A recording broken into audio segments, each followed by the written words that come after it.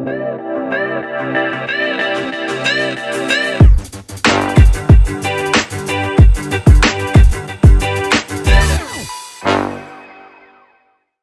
tematika yra kaip draudikai mato kibernetinės rizikas, kaip jų akimis, ir iš esmės tikrai kibernetinių rizikų draudimas yra pakankamai senas dalykas. Tai yra turbūt, kai atsirado pirmieji kompiuteriai, tai ir atsirado jau draudimas, visą laiką, kad kažką pasiūlyti naujo klientams. Šiomis dienomis kibernetinių rizikų draudimas gauna vis didesnį aktualumą ir tą matome iš klientų pirkimo istorijos, bet tam, kad suprastume, kaip mato kibernetinės rizikas ir empatiškiau pasižiūrėtume tarkim, į draudimo kompanijas, tai reikėtų, aišku, pirmą suprasti apie kibernetinę apsaugą. Taip, tai kaip jinai keitėsi ir kas yra aktualu. Tai iš esmės, matote, yra 4 tokie pagrindiniai draudiminės apsaugos elementai. Ir pirmasis dėl reguliatoriaus veiksmų, jis yra išskirtinis ir priklausomai, kur jūs operuojate, kurioje šalyje, nes reguliatorius priklausomai nuo valstybės, kurioje operuojate, skirtingai traktuoja tą patį duomenų nutekinimą. Jeigu pasižiūrėtume į Lietuvą, Lietuvoje yra vienaip, Latvijoje yra kitaip, vakarų pasaulyje dar kitaip, JAV, Australija ir taip toliau yra visiškai kita istorija.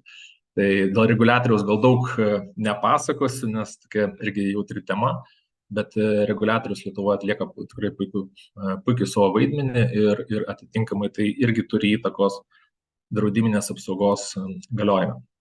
Sekantis elementas yra verslo nutraukimas. Tai jeigu yra, kaip Aušra ir pasakojo, yra nutekinami duomenys, užrakinamos sistemos, įmonė patenka į verslo nutraukimą ir ką draudikas moka, tai moka negautą pelną. Tai irgi pakankamai didelę dalį užimantis draudimo išmokų elementas. Duomenų atstatymo išlaidos, tai čia jau papildomos tiesiog, kiek jūs užtruksite laike, ir dėl to svarbu suprasti, kad kuo turim geresnius resursus atstatyti savo sistemas į pradinę vietą, tuo greičiau viską padarom ir atitinkamai tie nuostoliai yra mažesni. Dėl to draudimo kompanijos, vertinant riziką, irgi pakankamai daug skiria akcento, kokios yra saugos sistemos, ne tik prevenciškai, ką toliau paskui aptarsime, bet ir ką daro klientas atsitikus įvykiui. Tai yra pakankamai svarbu. Na ir aišku, paskutinis, bemaž ne ką mažiau svarbus, tai yra išpirkos reikalavimai. Ir čia reikia suprasti, kad išpirkos reikalavimai draudikas moka ne tik tai išlaidą susijusią su kalbėjimu, su išpirkos reikalautojais, nes tai irgi tai turi būti pakankamai atskiras diplomatinis kelias, bet ir pačią išpirką. Ir aišku, visą laiką per kiekvieną konferenciją susilaukiam klausimų, tai kaip daryti su tom išpirkom, ir dabar šiandien buvo tie patys klausimai. Tai mūsų vienintelė rekomendacija yra, jeigu turite draudiminę apsaugą ir jums atsitiko toks reikalas kaip ransomware'as, tai aišku tartis su draudimo kompanija, nes draudimo kompanija tada duoda nurodymus arba padeda suprasti, ar vis dėlto yra lengviau išmokėti tuos pinigus ir tada prasikompensuoti prie draudimo, ar vis dėlto geriau yra nemokėti ir draudimo kompanija mokės tada visus kitus susijusias išlaidas ir nuostolius. Tai trumpai tariant, draudiminė apsauga per dešimtmetį paskutinį tikrai nesiaurėjo, jinai per pirmus, nežinau, nuo 2007 ir ten toliau tik tai plėtėsi savo apimtimi ir klientui buvo palankiau pirkti tą draudimą. Per paskutinį 5 metį, ir ypač aš skirstau taip į 3 kategorijas, tai yra prieš pandeminis laikotarpis, pandeminis laikotarpis ir karo laikotarpis, tai tikrai įvyko tokie smagus linksmieji kalneliai draudimo pasaulyje. Ir draudiminė apsauga šiek tiek keitėsi ir pagrinde keitėsi dėl karo ir terorizmo rizikos. Ko draudikai nenori savo portfelyje, tai nenori turėti sisteminių žalų. Ką reiškia sisteminės žalos? Tai reiškia, kaip pavyzdys, 2017 metų NotPetya irgi ransomware ataka, ten daugiau ne ransomware, ten malware'as buvo, tai iš esmės buvo ataka nukreipta į Ukrainą ir paskui jinai išplito per visą pasaulį, kur nukentėjo tūkstančiai įmonių. Tai įsivaizdavimų, ko draudimo kompanijos vengia, yra tų tokių sisteminių konsoliduotų žalų, kur vienu metu patiria žalas daugybė klientų. Nes kuo daugiau klientų patirs žalas vienu metu, tuo yra didesnė tikimybė, kad draudimo kompanija taps nebemoki. Tai kas liečia karą ir terorizmą, draudimo kompanijos aiškiai įvardino ir ypač prasidėjus veiksmam Ukrainoje, jog karas tai yra nedraudimo objektas ir niekados nebus. Dėl terorizmo vėlgi, irgi, jeigu tai yra terorizmas, kuomet yra, sugadinama teroristinio akto metu fizinis turtas, tai jisai bus nedraudiminis. Bet jeigu kalbame apie kibernetinį terorizmą, tai yra kaip bandoma įbauginti, sutrikdyti veiklą ar kažkas panašaus, tai tada draudiminė apsauga yra, kas yra pakankamai dar visai gerai ir mes manome, kad taip ir turi veikti tas draudimo kompanijos. Tai kaip draudikai vertina rizikas? Draudikai vertina rizikas iš esmės pasimdami naują klientą. Jie įsivertina, pirmą, tai yra kaip klientas operuoja, kokia yra pagrindinė veikla, kodėl tai yra svarbu. Jeigu tai yra e-komercija, tai yra viena rizika, finansinės institucijos tai yra dar kita rizika, kaip Aušra minėjo, ligoninės yra dar kita, o jeigu tai yra gamyba, dar kitaip yra žiūrima į apsaugos sistemas ir taip toliau. Antras momentas yra pajamos arba apyvarta, tai kiek įmonė yra didelė, nes atitinkamai, kuo įmonė yra didesnė, tuo draudikai nori, kad būtų geresnės saugos sistemos ir atitinkamai yra didesnė tikimybė, kad kažkas atsitiks, nes yra daugiau žmonių, daugiau personalo, daugiau duomenų ir rizika yra ženkliai didesnė ir aišku, tai turi įtakos kainodarai. Ir nemažiau svarbus punktas tai yra IT sauga. Ir kaip ir minėjau, prieš pandemijos laikotarpį draudikai į tai žiūrėdavo labai, kaip čia pasakius, paprastai. Jie vertindavo klientą, koks jisai yra, kokios jo saugos sistemos ir tikrai nebūdavo tokių dalykų kaip reikalavimai. Per pandemiją ransomware atakų skaičius taip padidėjo, kad draudikai suprato, kad jie neteisingai vertindavo riziką. Jie nebuvo įsivertinę, kad vienas faktorius, būtent ransomware, kaip Aušra minėjo, kad gali turėti tokią didelį įtaką nuostolingumui ir kad tiek gali daug paveikti klientų. Tai šiai dienai dėl reikalavimų prieisim, bet IT sauga yra vienas iš vardiklių draudimo kompanijai nuspręsti, ar jie tą klientą prisims į savo portfelį ir suteiks draudiminę apsaugą ar ne. Na ir iš rizikų tokių valdymo perspektyvos, o rizikų valdymas draudimo kompanijos supratimu yra tik tai per vieną vertikalę, tai yra kokios yra saugos sistemos. Ir čia mano toks skirstymas, tai yra į prevenciją ir atsitikus įvykiui. Ir aišku, tai nėra tie reikalavimai, kurios įsigyvendinus, ir pirma, tai nėra reikalavimai, kurios reikia įsigyvendinti visus, kad gautum draudimo pasiūlymą. Čia yra tiesiog bendriniai, kurie yra skirti, turbūt, nežinau, ir didelėm įmonėm, gali būti ir mažesnėm, bet reikia suprasti, kad mažos kompanijos tikrai gali apsiriboti ten ties keletą iš šitų punktų, tai kaip dvigubas autentifikavimas, darbuotojų mokymai. tokie key pointai ir atsitikus įvykiui, aišku, duomenų kopijos ir verslo tęstinumo planas yra ypač svarbus. Truputį apie patį ransomware, kaip keitėsi ir šiaip ne tik apie ransomware, apie kitus įvykius, tendencijas, tai čia yra paimta iš Aono tokių išvadų 23 metų pirmą ketvirtį ir tai yra paimta iš klientų, kurie draudžiasi ir iš draudimo kompanijų, kurios teikia duomenis.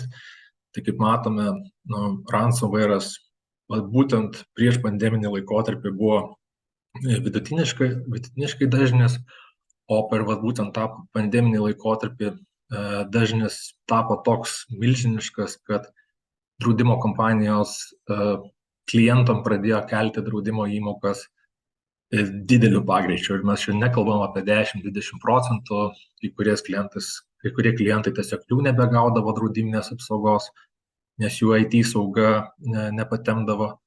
Kai kuriem klientam didėjo draudimo įmokos 100-200% ir taip toliau, nors ir įvykių pačių nebuvo. Nes būtent per tą pandeminį laikotarpį draudikų nuostolingumai prieš tai buvę apie 50% tapo virš 100 ir daugiau. Tai kas atsitiko, kad iš esmės ransomware'as buvo pagrindinis veiksnys draudimo kompanijų nuostolingumą ir atitinkamai daugiau klientų nukentėjo nuo būtent šitų atakų.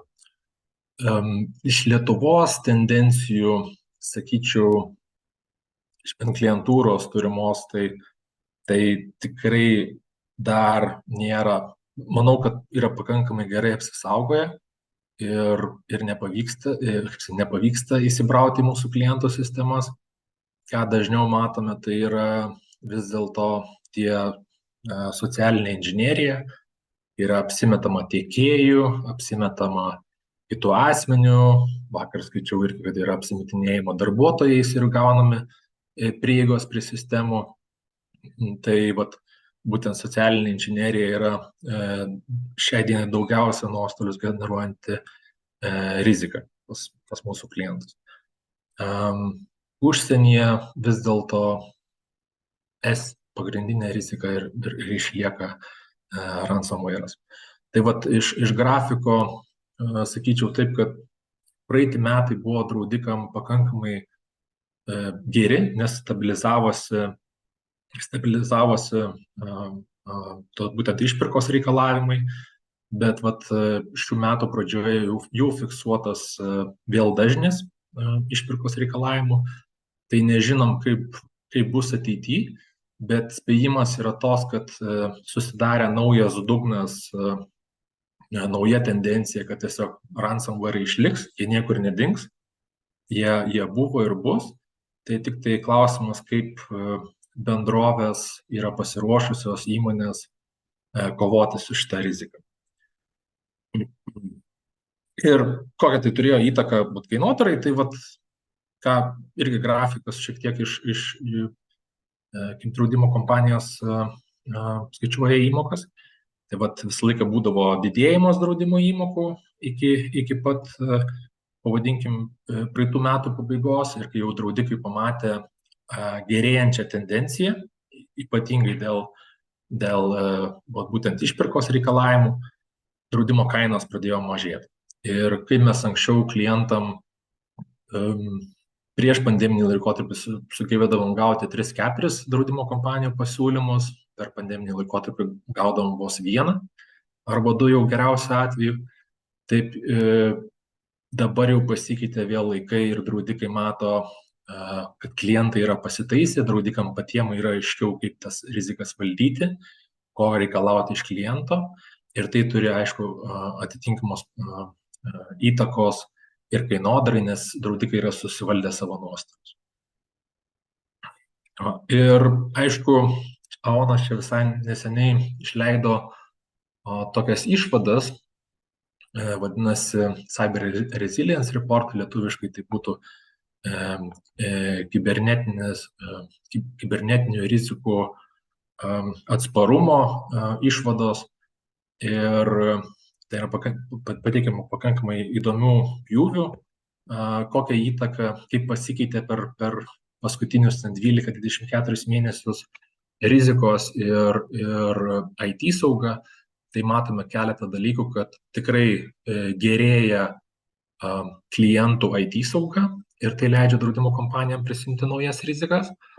Vienas įdomus faktorius, kad kibernetinių rizikų suvaldymas turi įtakos įmonės vertei, nes jeigu yra suvaldyta kibernetinė grėsmė gerai, tai įmonės vertė išlieka stabili. Čia mes, pavyzdžiui, kalbant apie akcijų rinką, jeigu kibernetinis įvykis nebuvo sureguliuotas tvarkingai ir buvo patiriami nuostoliai, įmonės vertė nukrenta vidutiniškai apie 17%. Čia akcijų rinkoje. Tai kalbant apie ateitį, iš to būtent tų išvadų, tai yra daugiau rizikų, ką mes matome ateityje, bet pagrindinės 3 identifikavau. Tai vienas yra tiekėjų kontrolė. Nematome geros, kokybiškos ir veikiančios tiekėjų kontrolės dėl kibernetinių rizikų. Tai įmonės dar tik tai juda tą linkme. Ką aš turiu minėti apie tiekėjų kontrolę, tai yra, kad jeigu jums yra teikiamos kritinės paslaugos, kurios yra reikalingos jums veikti, jūs turite irgi užtikrinti, kad jūsų tiekėjai turi pakankamai geras kibernetinio saugumo tam, kad jeigu jiem atsitiktų įvykis, kad nenutrūktų ir jūsų veikla. Tai įmonės tik tai dar išradinėja dviratį, kaip tinkamai tą riziką valdyti, bet iš esmės tai yra arba turite procedūriškai susidėlioti sutartimis, arba irgi tikrinti jų kibernetinį atsparumą, tam, kad jeigu arba jūs turėtumėt kažkokį tai planą, ką daryti atsitikus įvykiui, jeigu ten vienas iš tiekėjų užsilenkia dėl kibernetinio įvykio arba negali tęsti savo veiklos. Tai šitos metodos tikrai būtina pasidaryti kaip namų darbas. Iš operacinės pusės, tai čia turbūt didžiausias akcentas yra, kaip jūs esate pasiruošę kaip įmonė, koks yra jūsų kibernetinis atsparumas atsitikus įvykiui. Ir čia jau kalbame apie kiek jūs esate pasiruošę tam.